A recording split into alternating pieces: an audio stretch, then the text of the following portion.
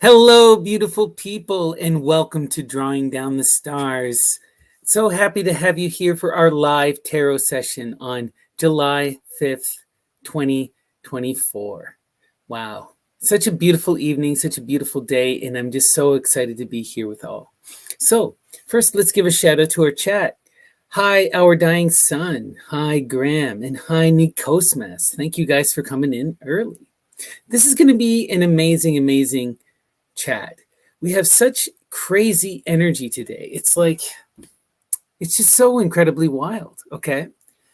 When I went to go look at the planets and the star signs, what I recognized was that we have the sun in Cancer, the moon in Cancer, and Venus in Cancer. And it's a new moon today. It's just overwhelming motherhood, protective, nurturing energy, this watery, flowing energy. This is an incredible moment to really be able to connect with that divine great mother, to be in flow, to be in that image. It's just such a profound moment, right? Right now, we really want to fixate on our family, on this idea of nurturing, of going deep into the depths of what we truly want and planting seeds of growth, right? Now is the time for rebirth and transformation in the new moon. This is so much incredible energy, and I hope you all take advantage of it and go out under the stars tonight and just be in that infinite black, right? Just incredible magic. So that's kind of where our energy is today for astrology. So go be with your loved ones, be with those who matter most, connect to the goddess, and imagine what you wish for in the future. Today, I wanted to bring a new book for you all for our sortes. So I wanted to use Michael Bertio's Cagliostro, Autobiographia Spirituista. This is a really interesting, kind of wild book. So Michael Bertio is incredibly interesting and out there. One of the most popular and influential modern occultists, but very kind of obscure and really in his own kind of magical world, combining everything from voodoo to theosophy to Anglican Christianity to Shinto and beyond. Just wild stuff. What really drew me into Bertio was his spiritist communications and his all of this talk about engaging in mediumship and using art as an expression of mediumship, spirit windows, just really interesting stuff. So I decided to pick up this book on a whim, and it's a really great read. And it's largely focused upon these various seances that Bertio and colleagues of his undergo. And one of the main spirits that they contact is the spirit of the famed magician Cagliostro. So interesting book. And here's one of his spirit window kind of art pieces. A lot of Bertio's art would be kind of done through like remote automatic writing and would usually be done on like recycled cardboard and other things. Just really interesting. So we are going to do the sortes with Cagliostro Autobiographia Spiritista. But for those of you who are unaware, the sortes is a form of magic divination via literature that's popular in the Greco-Roman tradition. We invoke the spirits of the muses to guide our hand and to read a passage out of context and to ask for divine inspiration. So, muses, guide my hand. What is the message? How do we move and flow? What is the inspiration to take away today from Cagliostro? All right. They ask they can see you there and tell you what you are doing, like a movie film in a seance room, rather than in a theater. I was soon to learn that this was no movie. They ask they can see you there and tell you what you are doing, like a movie film in a seance room, rather than in a theater. I was soon to learn that this was no movie. Interesting message. And I think it just this idea that you have to remember that the world is alive and that what you gaze at can gaze back, you know? And you may perceive life as if it's a movie and you are observing the world, but there are others observing you. Interesting message. Wow. All right, we're now going to hop over to the complete works of Edgar Allan Poe. All right.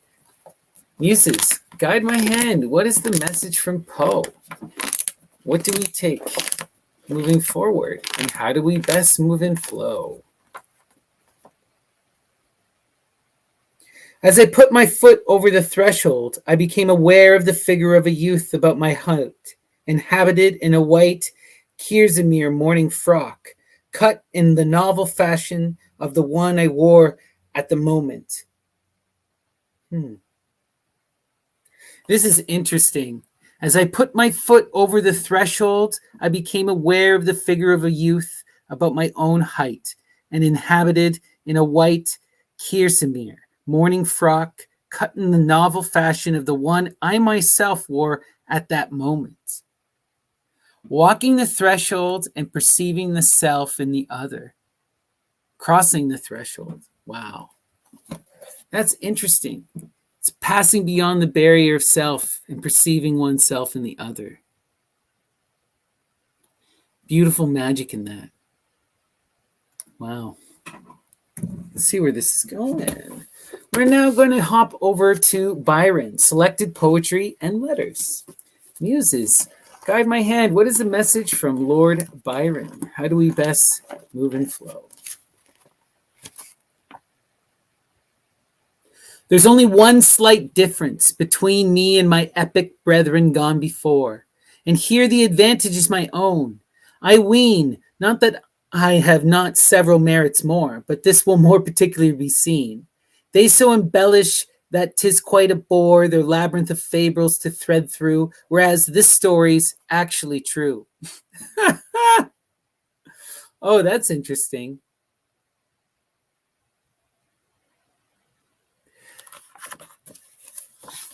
The difference between Byron and the great epic masters that came before him is that he speaks the truth. And that what they're saying is not true. I would beg to differ. I'm pretty sure, yeah, and there are a labyrinth of fables to thread through. I think what he's trying to tell you is that he's thread through that labyrinth of fables for you. He's presenting you the truth in a novel fashion, representative of this moment, in a language which you can understand. Interesting.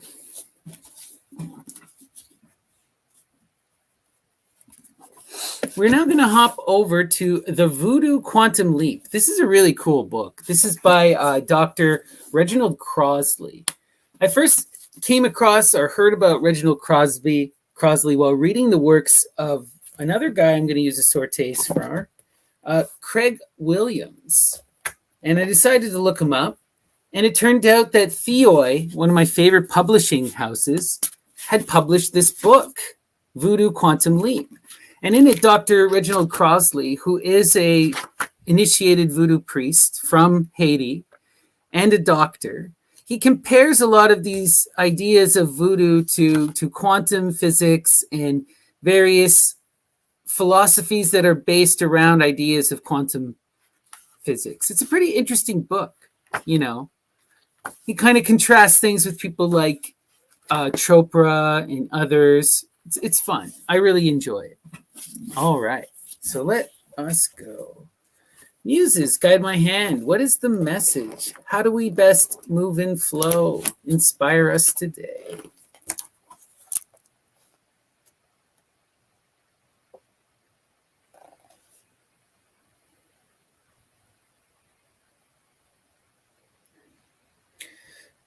Rituals are performed to keep them away from the home of their surviving relatives, to restrain them in Sheol into the time when they will be allowed to come back home as the tutelary Voodoo. Oh, wow.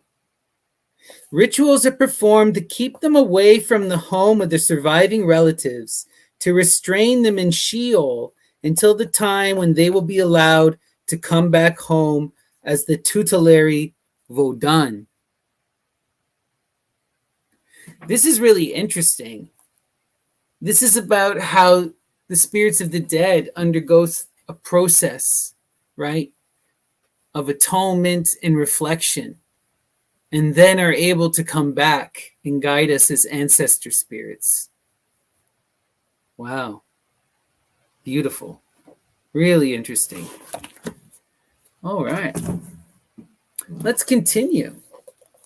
We're now going to hop over to Roots of Tantra. This is a really cool book by Catherine Ann Harper and Robert L. Brown. One of the first books I ever read on Tantra and really inspired me to check it out. So I thought this would be fun. And I just love the cover with the lingam on the front. All right.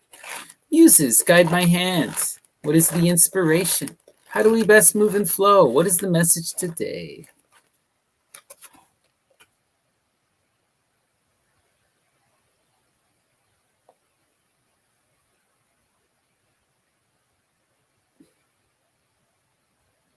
Having incorporated such ideological notions, Shaktism required a long line of gurus with pedigrees relating back to the first master teacher, Shiva or Adinata Ishvara themselves. Oh, wow. So Shaktism, this is the specific goddess worship version of Hinduism. And what they're saying here is that having incorporated such ideological notions, Shaktism required a line of gurus that are teachers with pedigrees, that is, have received initiation, right? And that can trace themselves back all the way to the first teacher, Shiva or Adinata Ishvara themselves. Wow, beautiful. Love that so much. All right. We're now going to hop over to Artaud with Watch Fiends in Rack Screens. An amazing book. Okay. Just 1 second here. Sorry, guys. All right. What is the message from Artaud? Ideas don't come without limbs, and so these are no longer ideas but limbs. Limbs fighting amongst themselves. Wow. There are no ideas separated from the body. Ideas are an expression of the body. This is radically anti-Plato, right? This is Artaud telling you that the body and that matter is supreme, and that there are no ideas separate from matter, and that the ideas themselves are inherent within the matter, right? Ideas do not come without limbs, without something to function and to do and to move, without a physicality. That's beautiful. Wow. Gotta love Artaud. All right. We are now going to hop to Entering the Desert by Craig Williams. Phenomenal book. All right. Muses, guide my hand. What is the message? How do we best move in flow? In the waning light of day, we join together in this sacred space to gather strength, to enkindle the flickering flame of our souls, to awaken our eyes to the priests of the night, to open our ears to the voices carried on the midnight winds. I love that. And isn't this so perfect for this new moon? In the waning light of day, we join together in this sacred space. What is it now? The waning light of day. Where are we? In our sacred space. To gather strength, to enkindle the flickering flame of our souls, and to awaken our eyes to the priests of night, to open our ears to the voices carried on the midnight winds. I know where I'll be at midnight. Where will you? All right. Beautiful. Love to see it. Love to see it. Okay, this is another new book. I thought this would be fun. This is called Underworlds, published by Theon Publishing House. This was compiled by the Sepulture Society, which is an esoteric group, secret society. And this is just kind of going over a bunch of different underworld traditions and talking about various magical rituals that one can do to connect with underworld deities. I thought that this would be perfect considering it's the new moon and such a perfect time to connect to that underworld energy. All right, Muses, guide my hand. What is the message from the Sepulture Society? How do we best move and flow? Inspire us today. A necromancer wishes to obtain the blessing of Persephone for the conception of a child and fears certain genetic conditions in their own family lineage.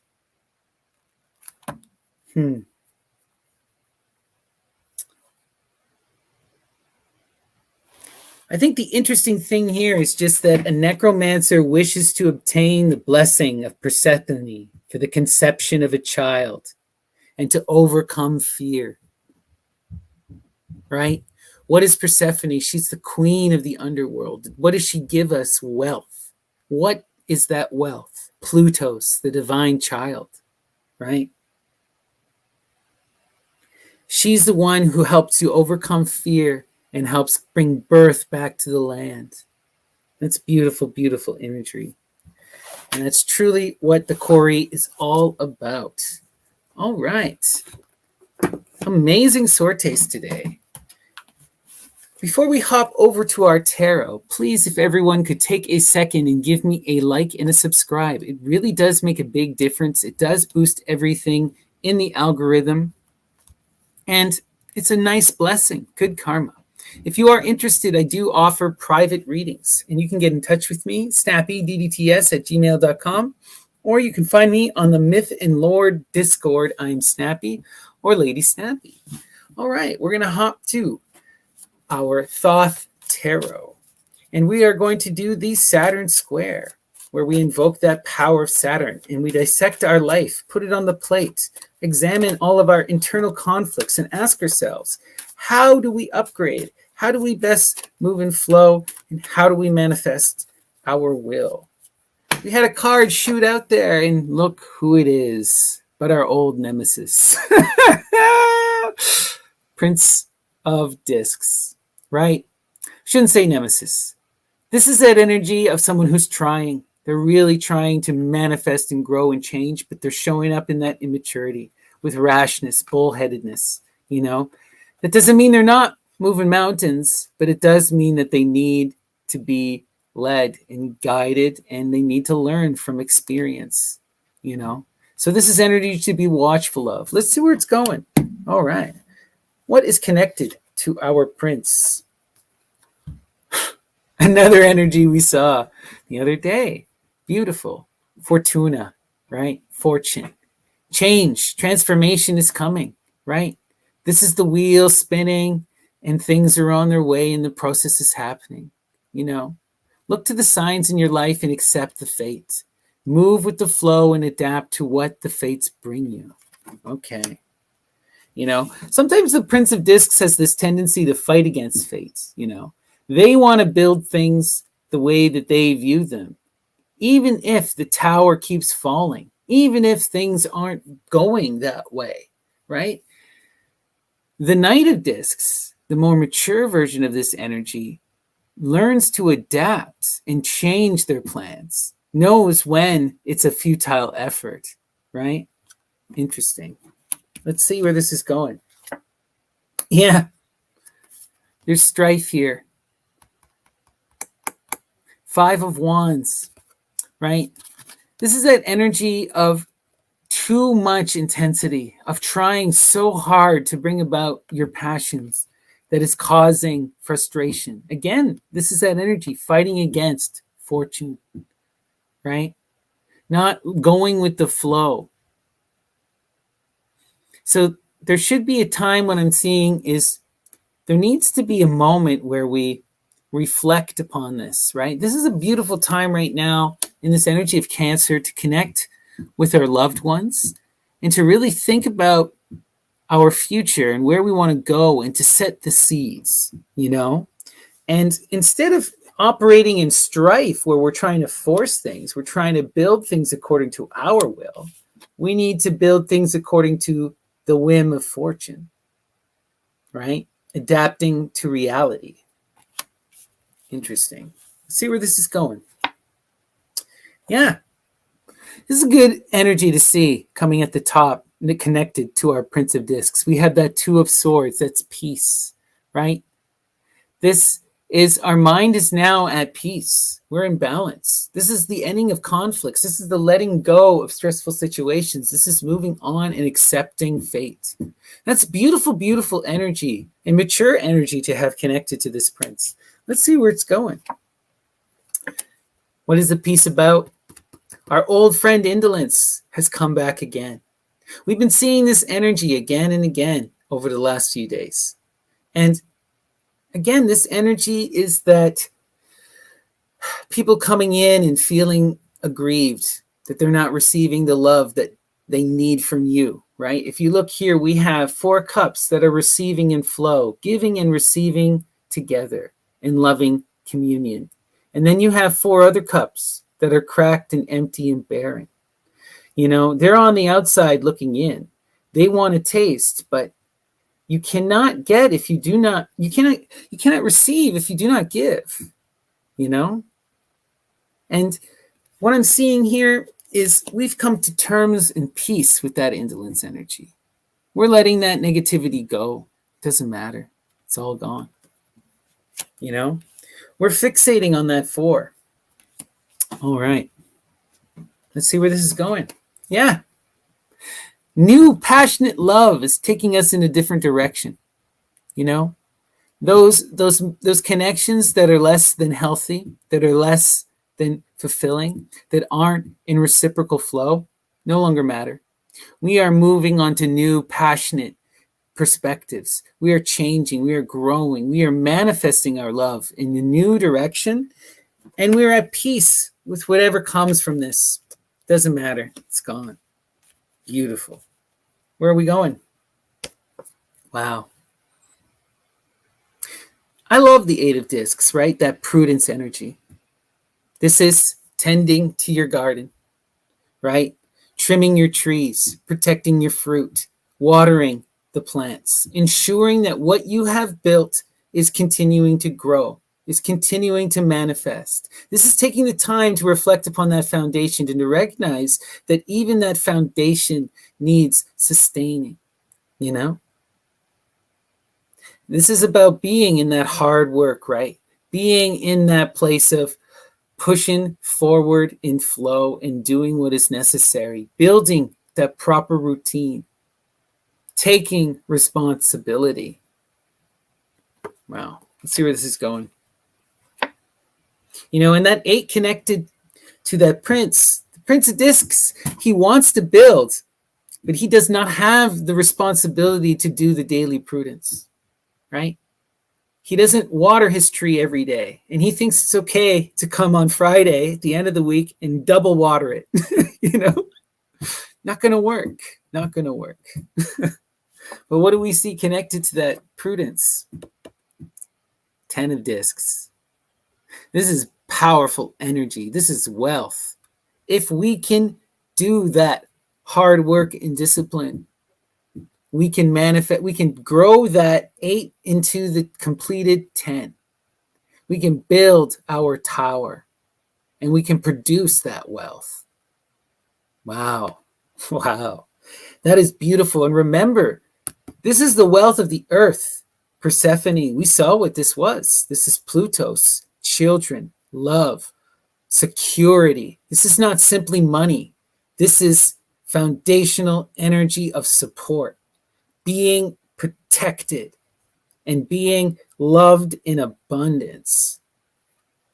That's greater than any money, far greater than any money. Wow. There's an intensity here, though. There's a deep intensity here. It is really hard to discipline oneself. It is really freaking hard, and I don't want to put that down. So often you'll hear a lot of spiritual people, just meditate every day for an hour. Yeah, just meditate every day for an hour. That is no small task at all. Right? And this is that energy of seeing that and just bulking. I cannot break my bad habits. I cannot take responsibility. I cannot do these things. But the reality is you can and you will and you must, right? You have to adapt. You have to flow. And if you can get this discipline down, you can manifest that 10, right?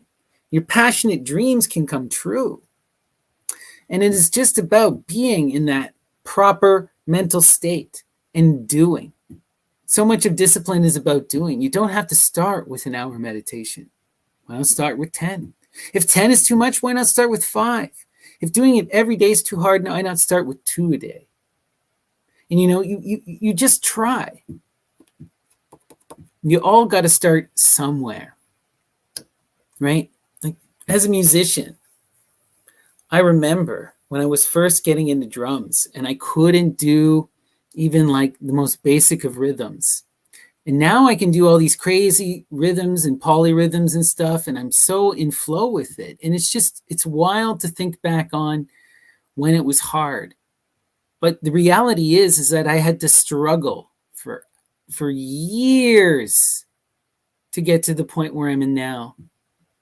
But the struggle is so worth it. And that's always all it takes. It's not that talent is a lie. It's that talent is earned. Okay? And you must earn it. Okay. Beautiful. All right. Before we flip the cards, once again, please give me a like and a subscribe if you have yet to. And if you are interested in the private reading, you can reach me on the Discord at Lady Snappy or Snappy, or you can email me, snappydts@gmail.com. You'll find all of the information in the description. All right, let us, flip our camera here, and we will get a look at our full square. Okay. So we're going to start on this side here, right? Wheel of Fortune. This is beautiful. What's happening? That indolence energy is going away, and we're manifesting that wealth. And this is just fate. This was meant to be. This is karma. This is just, sometimes you push through and you handle this kind of negativity with poise and dignity. And then what comes through is your rewards. Wow. Beautiful. This is interesting. What we see here with the prince is, on one hand, they're at peace with this prudence energy. Yeah, this prudence energy is very difficult, but they've accepted the necessity that they have to discipline themselves and do the hard work. And they are trying. They are trying. In spite of that mental ruin that they feel that they're going to fail, they're still actively doing it. That's the beautifulness of the prince. They're stubborn as shit. So even when they're mad at themselves, they're still doing. So that I love to see. When we hop over here to our 5 of Wands, yeah. So the issue here is negativity and causing strife for ourselves and causing that ruination, And the strife is caused by engaging. I was reading the other day this beautiful piece, one of my favorite artists of all time, and this will shock many people, but is Yoko Ono. And Yoko Ono is so incredibly underrated, it's not even funny. She's an incredible witch and magician One of my favorite pieces, and you all should look it up. It's called "Cleaning Pieces," and in one of it, she talks about as a magical work to think of all the things that limit you, write them on a paper, and then burn that paper, or to not say any negative things about anyone, and to try it for 5 days and document your results, and try it for 10 days and document the results, and try it for 6 months and document the results. And what this made me think of is just this reality that strife is born through our actions, through our words, you know? And what I'm getting here with this Ace of Wands is that we're moving in a new direction. We need to break free of this negativity and this fighting, because that fighting energy is what's bringing the ruination. Picking fights, being in negativity, looking for that conflict. Yeah. When we do our crosses, it becomes really clear when we start here, right? What is bothering the prince is this indolence, and that's what's causing the ruin. But this is energy that's on the way out, that needs to be let go. This prince needs to move on, right? This is not flowing energy, and sometimes we need to let it go. And the more you think about it, the more you just hurt yourself, right? Very clear. Yeah. And when we look here, the key to manifesting this wealth is this new passionate energy, breaking free of that strife, breaking free of those conflicts, moving in a new emotional, loving, passionate direction away somewhere else, right? Towards this wealth, towards that building of our tower. That's what we want to be doing. The key to this energy here is about prudence, about the hard work, continue to discipline ourselves, to take responsibility and to build. And if we keep in that state of peace, if we keep building and we flow with fortune, then our fortune is going to change into the greatest of wealth. Wow. I love to see it. I love to see it. This is beautiful energy, a really positive reading, right? I hope you all found that to be incredibly enlightening. This was really fun for me. Thank you so much, everyone, for listening. So now we're just going to do one more final sortes, and then we're going to call it an evening. So we're going to hop over here to Cagliostro, Michael Bertio. All right. Muses, guide my hand. What is the message from Cagliostro and Michael Bertio? Inspire us. Ontology serves to illuminate the ways we can see being existence, or ways whereby the ontic is symbolized. Wow. That's so interesting.